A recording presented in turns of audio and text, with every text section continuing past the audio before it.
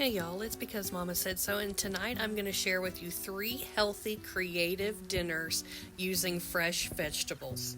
The first one we're going to start with is creamy salsa chicken spaghetti squash. Now, I love spaghetti squash, and a lot of people in my family do too.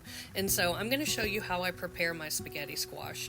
I usually get either one really large one or 2 kind of small ones, which is what I have here, and you're going to cut them in half lengthwise. Now, if they're too tough to get through, you can throw them in the microwave for about 3 minutes to soften them up, but I didn't need to do that. I was able to get my knife in and out of them pretty good. But once you get them split open, you're going to scoop out the seeds. The seeds always get put on a plate because my chickens love spaghetti squash seeds. Nothing goes to waste in our house when you have backyard chickens.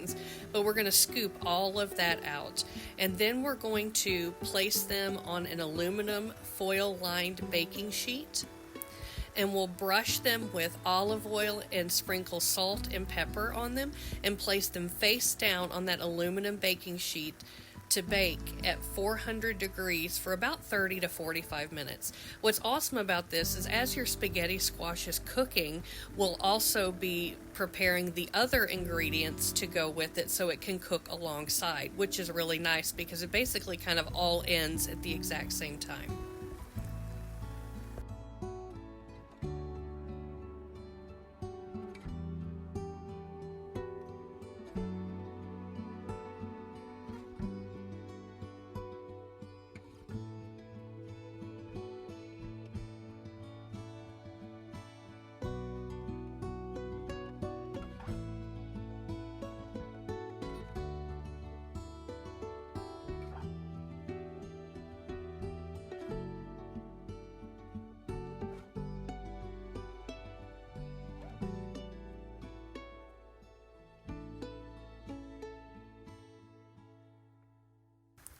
Once we have the spaghetti squash in the oven, we're going to take 4 chicken breasts and we're going to cut them in half lengthwise, turning them basically into 2 smaller, thinner breasts. And we're going to take in a 9x13 pan and just lay those on the bottom of the pan. We'll sprinkle our taco seasoning, salt, and pepper on the tops and bottoms of the chicken breast, making sure that they're nice and seasoned.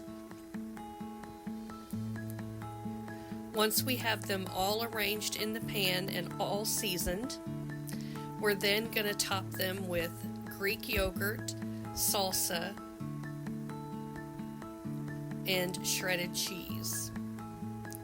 This recipe is one of those really simple recipes that doesn't require a ton of ingredients, but it has so much flavor, and you would not believe that Greek yogurt cooks on top of it and just adds to that cheese layer while cutting down on the fat and the calories, which is super exciting.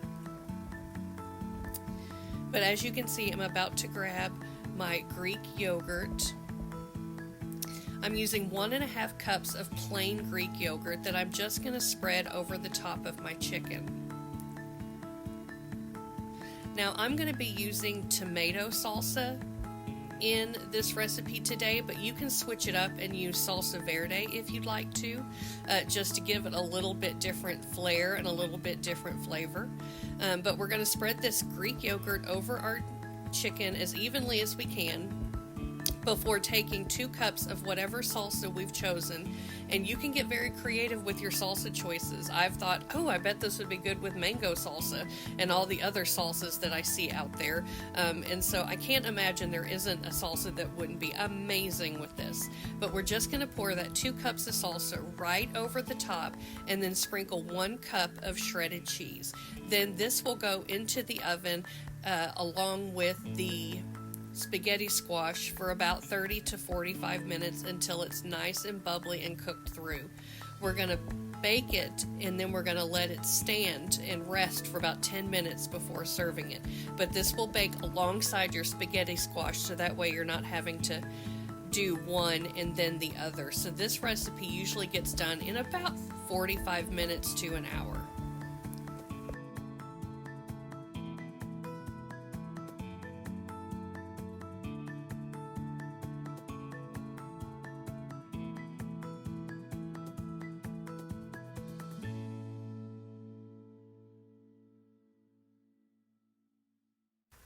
This turned out so good and looks so pretty on the plate, but the flavor, you have got to try this one, especially if you've never really tried spaghetti squash before or are looking for more spaghetti squash ideas. Next, we're going to make Parmesan shrimp zucchini boats.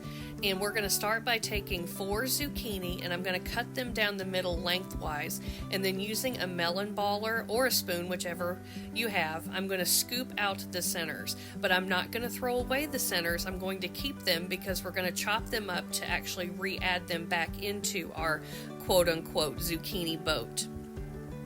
But once we do all this and we get all of the centers out, I'm going to chop them down into a large dice. I'm actually going to use this little food chopper I have here to do it because it's just quicker, and it doesn't matter to me if the little pieces are perfectly chopped. We don't do perfect on my channel, so I like this little chopper for that. You just put the lid on and kind of push down the handle, and it kind of whirls it around and chops it down for you.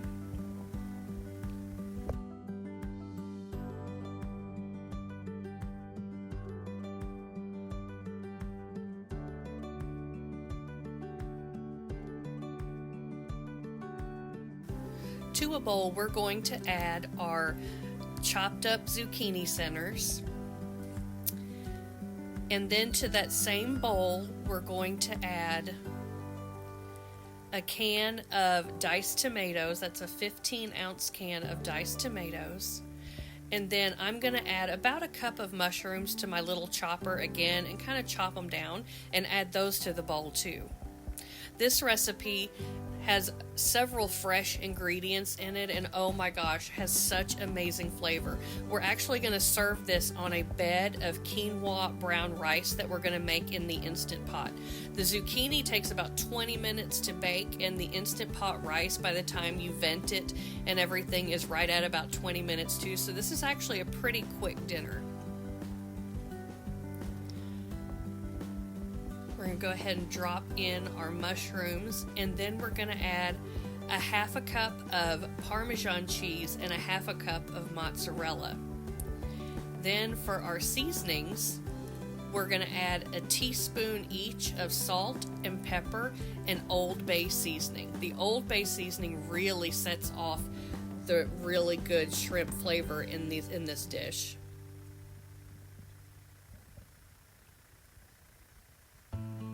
I don't know why the screen goes black here, but boom. We also add a pound of chopped up shrimp, and we give that a good mix after adding our seasoning. Like I said, our teaspoon of salt, teaspoon of pepper, and Old Bay seasoning. And then we're going to mix that up to combine. The juices from the tomato and the shrimp kind of help pull everything together, so that way you don't have to use a binder like you don't have to use eggs, or you don't have to use breadcrumbs or anything like that. It comes together really, really well. We're going to stuff those zucchini boats as full as we can get them and press down that filling, so that way we get a nice rounded top of the shrimp and cheese and tomato filling.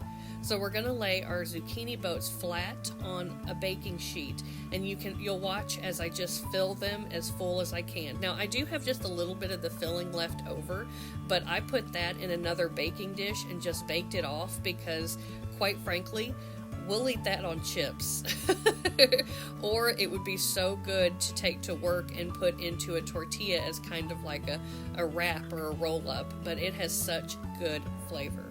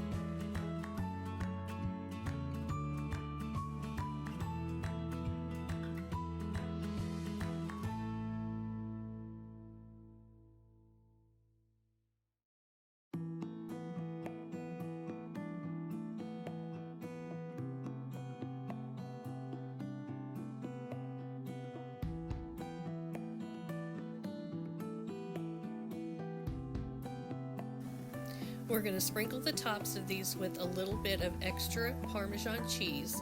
Here you can see I am putting the rest of that mix into a little baking dish so that way I can bake it alongside. Nothing goes to waste.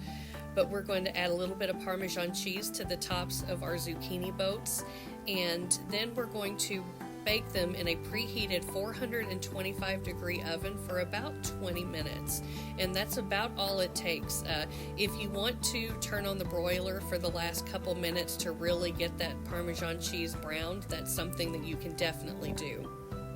While our boats are cooking, we're going to get our Instant Pot quinoa and brown rice going. I've got 2 cups of brown rice and then 6 tablespoons of tricolor quinoa. I like the tricolor because it's just really pretty. But we're going to add that to our Instant Pot. Once we've added that, we're going to add 4 cups of water, a tablespoon of salt, a tablespoon of butter, and a teaspoon of Old Bay seasoning. The Old Bay kind of helps pull everything together with the zucchini and with the boats and the rice. Once we get this all stirred to combine, we'll go ahead and put the lid on, and we'll use the rice setting on our Instant Pot. As soon as it's done, we'll release the steam and it'll be ready to go. Just fluff it with a fork and it's ready to serve.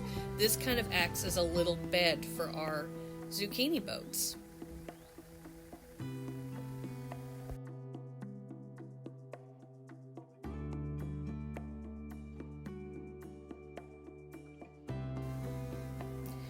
Here is my prepared plate with, I've got 2 zucchini boats on top of about a cup of rice that I've spread out. These were so delicious, so flavorful, even days later as leftovers. The last recipe we're going to do is eggplant lasagna. And I grew up in the South, and my mama always made eggplant, but of course she always fried it. And I do love fried eggplant. But I wanted to try another way of using eggplant because I like the flavor in a dish without having to fry it that might be just a little bit healthier. No offense to everybody's Southern grandmas, because I do love fried eggplant. But I'm going to cut this large eggplant into 1/4-inch rounds. I'll keep the tops and the bottoms again for those chickens in the backyard. And I'm going to take a foil-lined baking sheet and I am going to coat the top and bottom of my eggplant with olive oil and then sprinkle salt and pepper on the tops and the bottoms. Then I'm going to broil them. My broiler says 500 degrees. Your broiler might just say high. So I'm going to say for 3 to 6 minutes. It really does depend on the heat of your oven. But you're going to want to brown those eggplants almost like you're wanting to almost kind of get a grilled effect without having to sit there and actually fry and flip them. But we're going to broil them, and then when they're nice and browned after about 3 to 6 minutes, we're going to flip them and put them back in and let the other side brown. We'll pull them out and we'll set aside the eggplant while we're working on the other parts of our dish.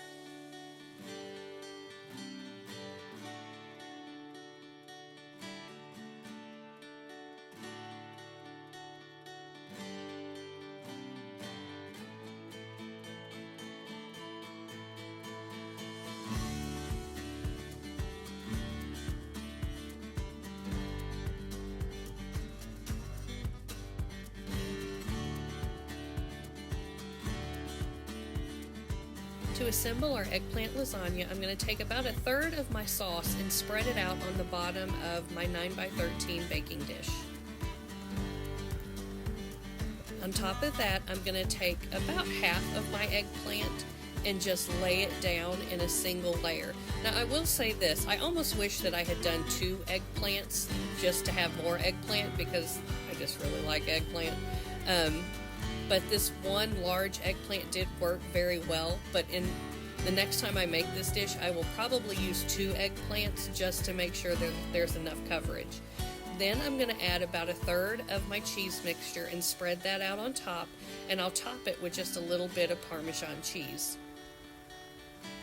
I'll continue these layers rotating, ending on the cheese layer where I'll add just a little bit more Parmesan cheese, sprinkle the top with Italian seasoning, and I will be ready to put this bad boy in the oven, covered for 30 minutes, and then uncovered for an additional 30 minutes. This is going to bake at 375 degrees. You can see I'm adding my next layer of eggplant, and again, I just kind of wish I had more eggplant, so it would be totally up to you as to how eggplanty you would want to make it. Then I'm adding the rest of the other 1/3 of my sauce, and then I'll top it with my remaining cheese. Spread that out and top it with Parmesan. Then again, it will bake in the oven covered 30 minutes, uncovered 25 to 30 minutes until it's brown and bubbly. Then we'll let this rest for 15 minutes before we serve, so that way it has time to kind of calm down and come together, and it makes it easier to slice.